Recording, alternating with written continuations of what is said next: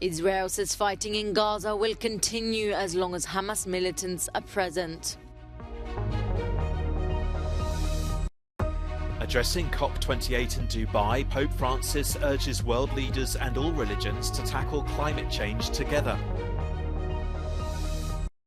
Flares and explosions over the Gaza skyline on Saturday night as full-scale fighting resumes. Israeli Prime Minister Benjamin Netanyahu said the assault would continue as long as Hamas militants are still present in the Palestinian enclave. Meanwhile, casualties of the fighting continue to arrive in the central Gaza Strip. The Hamas-run Ministry of Health said nearly 200 people have been killed since the truce expired on Friday.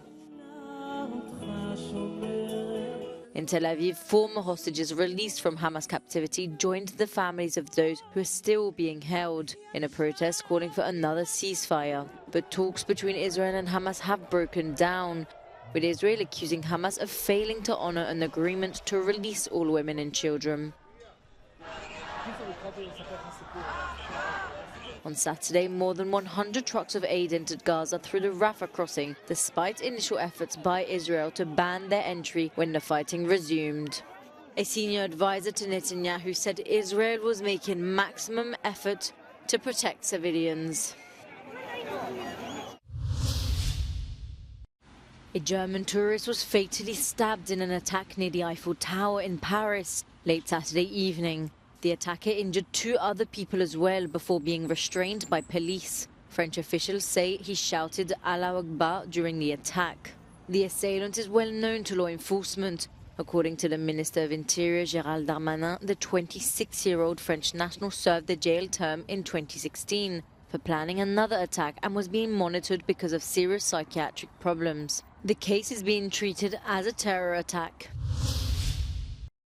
A deadly bombing has killed at least 4 people in the southern Philippines, ripping through a Catholic mass and injuring dozens more in a predominantly Muslim city on Sunday.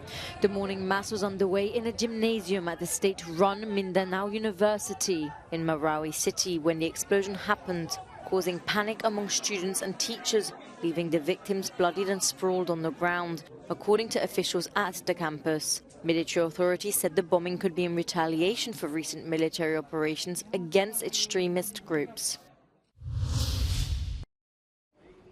Dubai was under a brown haze of dust and pollution on Sunday, and the Pope, who's 87, was advised not to go there as he's suffering from bronchitis and being treated with intravenous antibiotics.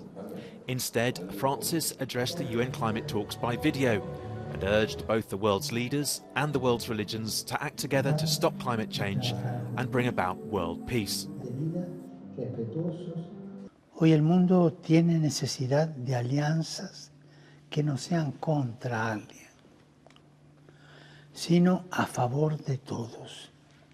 Y es urgente que las religiones, sin caer en la trampa del sincretismo, den el buen ejemplo, trabajando juntas no por los propios intereses o los de una parte, sino por los intereses de nuestro mundo. The issue up for debate on Sunday was how climate change is making both the planet and its people sick. Health experts urged world leaders to do more to prevent 7 million deaths a year from both air pollution and diseases such as cholera and malaria.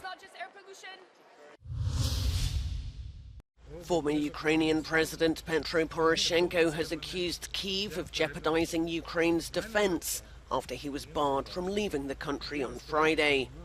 But Ukraine's security services say Poroshenko was planning to meet Hungarian leader Viktor Orban, who Kyiv has dubbed a friend of Russian President Vladimir Putin, and said his visit could be used for Kremlin propaganda.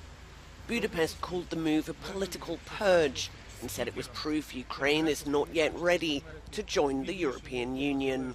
Meanwhile, the Zaporizhzhia nuclear power plant suffered a complete blackout overnight on Friday. The plant, which is still under Russian occupation, was cut off from the main power supply and had to kick in its own diesel generators.